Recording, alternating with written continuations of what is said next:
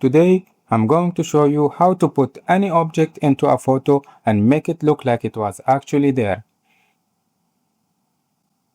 Go ahead and open your background image. So I'm using this house image and plane image. So always make sure that you open the smaller image and use it as the background first and add to it the bigger image later, so that this way we are always scaling down instead of scaling up, because when you scale up you lose some of the image quality with it. Before we start working on this image, there is something I need to do for the other image, which is I want to remove the background from it. And always when I remove the background, I like to remove it separately, so that this way the mask that is done does not affect me. So the easiest way is go to select, remove BG, watch an ad for it. Now that it's done, the image now is perfect without the background. But unfortunately, as you can see here on the edges, we have some blue color. This is called color fringe. So we can remove it, and I will show you how to remove it now. So as you can see here, the remove BG have created a mask for us already. So click on the image itself, this one, the image thumbnail, not the mask. And then go to image, adjustments, hue and saturation. Now since the fringe that we have is blue, we're gonna change this to cyan. And then we are going to drag this one, the saturation, all the way down. Now it has become less.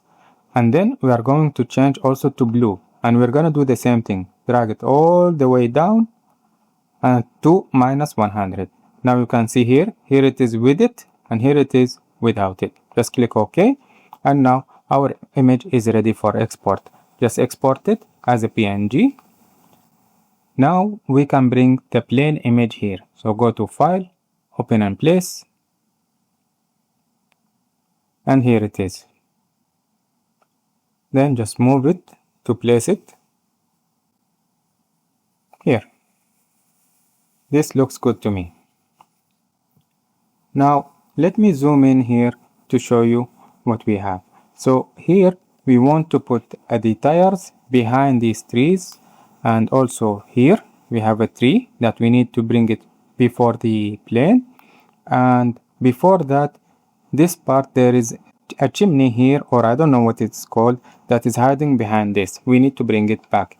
So first what we are going to do is work on this. I'm going to add a raster mask to this image. Then make sure the colors are black and white, and we're going to use black, pure black, and just choose the brush. Then just zoom in, and here's a tip for you to help you work. You can reduce the opacity of the top layer so that you can see what's behind it. So what I'm going to do now is I'm going to remove the plane like this, so to bring this part which is behind it.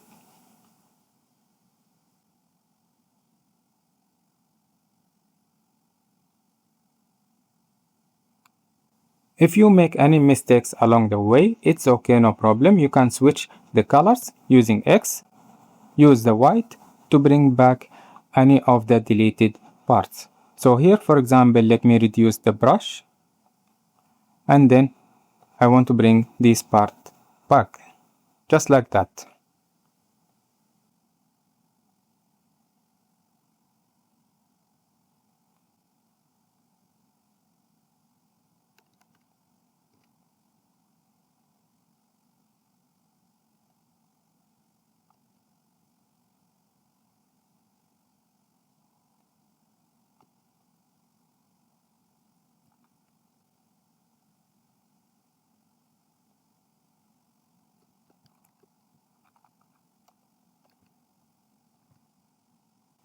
And here it is. Let me bring back the opacity to 100%, and we have done this part.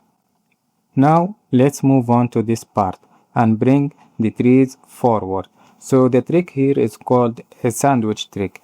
What we do is you duplicate the background so that you have another layer, you put the copy layer on top, and then you add a mask to the top copy layer. Now, to see better, you can again change the opacity so that you can see better. Now, what we are going to do, we are going to invert the mask. So instead of deleting all of this image and keeping only these parts that we need actually, we just invert it so that we only bring these parts that we need. To invert it, just click Ctrl I and notice how the mask thumbnail will change. Just like that, we have inverted the mask. Now the layer is hidden. All of the image is hidden. Even if I raise the opacity, nothing will show. Now we bring back. So now that we have already the mask, what we need to do is bring back these parts. So just reduce the opacity of the plane a little bit to show what's behind it. It's just this small portion. We need to bring it. So we're gonna use the white color with a brush, and always remember to choose a soft brush. Do not use a hard brush. And then just simply, make sure you click on the right layer that you are working with. Here I made a mistake. So click on this layer and make sure the mask thumbnail is clicked on so that when you bring back, it goes like this. Now, as you can see here, I have brought in a bit more than I should have. So, to help you work on this better, I found for myself that I add a new layer, which is a black layer, from new fill layer, color fill, and just make it black. And I'll show you why. Now, you see, if you hide those other layers, you will only see the mask. So now, we only want the green parts from this. So switch the color of the brush and then make sure that you have clicked the right layer and the right thumbnail, and then just simply start erasing to remove the extra parts that you have gotten. And you can also switch the brush, use a smaller brush for the more sensitive areas. So take your time doing this. It is a tedious job, but it requires a lot of time. But once you get it done, it will be great. And once you are done with this, you can move to the other part and do the same for it. So here we have also this part of the tree that we want to bring back. The same thing, you use the brush to bring back the part. The same thing, you use the white brush to bring back, and the black brush to just fine tune it at the end.